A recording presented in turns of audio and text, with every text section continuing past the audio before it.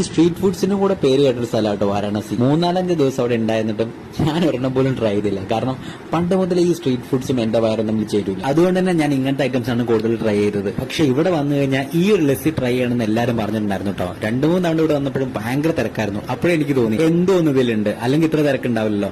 പിന്നെ ഒരു പ്രാവശ്യം വന്നപ്പം ഇത് ക്ലോസ് ചെയ്തിട്ടുണ്ടായിരുന്നു. പക്ഷെ ഇന്നത് എന്ത് വന്നാലും അത് കഴിച്ചിട്ടേ ഞാൻ പോകുള്ളൂ എന്നുള്ള വാശിയിലാണ്. ഇപ്പോഴും തിരക്കിനൊരു കുറവൊന്നുമില്ല. ഏത് കൊലകൊമ്പനായാലും ഇവിടെ ക്യൂ നിന്നിട്ടേ ലസ്സി കഴിക്കാൻ പറ്റുള്ളൂ. ഈ വൃത്തിയില്ലായ്മയുടെ കാര്യത്തിൽ ഇവിടെ വലിയ മോശമൊന്നുമില്ല കേട്ടോ. പിന്നെ ഇവിടുത്തെ ഈ തിരക്കും പിന്നെ ഇത്രയും പേരുടെ അടിപൊളി റിവ്യൂവും കണ്ടപ്പോ എന്തായാലും ഇത് ട്രൈ ചെയ്യണമെന്ന് ഉറപ്പിച്ചിട്ടാണ് ഞാൻ വന്നത്. അതുകൊണ്ട് വൃത്തിയുടെ കാര്യത്തിൽ ഞാനൊന്ന് കോംപ്രമൈസ് ചെയ്തു. നിങ്ങളൊക്കെ വേണമെങ്കിൽ കഴിച്ചാൽ മതി എന്നുള്ള മനോഭാവത്തിലാണ് ഈ കടക്കാരൻ ഇരിക്കുന്നത്. അതുകൊണ്ട് തന്നെ ആരെന്ത് ചോദിച്ചാലും പുള്ളി പലതിനൊന്നും റിപ്ലൈ കൊടുത്തിട്ടുണ്ടായിരുന്നില്ല. പുള്ളി എന്തൊക്കെയോ ചെയ്തുകൊണ്ടിരുന്നു. നമ്മുടെ നാട്ടിൽ കാണുന്ന ലസ്സി പോലെ അല്ല കേട്ടോ, ഇതിന് കുറച്ചും കൂടെ കട്ടി കൂടുതലാണ്.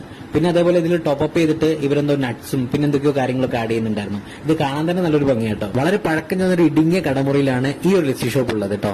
ഇതിന്റെ ചുമരിൽ മുഴുവൻ ഇവിടുന്ന് ലസ്സി കഴിച്ച ആൾക്കാരുടെ പാസ്പോർട്ട് സൈസ് ഫോട്ടോസ് ഒട്ടിച്ചു വെച്ചിട്ടുണ്ട്. ഈ ഇടുങ്ങിയ കടമുറിന്റെ ചെറിയ സൗകര്യത്തിന് ഒരുപാട് പേര് ആസ്വദിച്ച് ലസ്സി കഴിക്കുന്നുണ്ട് കേട്ടോ. അങ്ങനെ കുറെ നേരം വെയിറ്റ് ചെയ്തിട്ട് ഈ തിക്കിലും തിരക്കിലും ഇടിച്ചു കയറിയിട്ട് എന്റെ ലസ്സി കൈ കിട്ടി കേട്ടോ. 120 രൂപയാണ് ഒരു ലസ്സിയുടെ ചാർജ് വരുന്നത്. ഇവിടെ ഗൂഗിൾ പേ ഒന്നുമില്ല, ക്യാഷ് മാത്രമേ ഉള്ളൂ.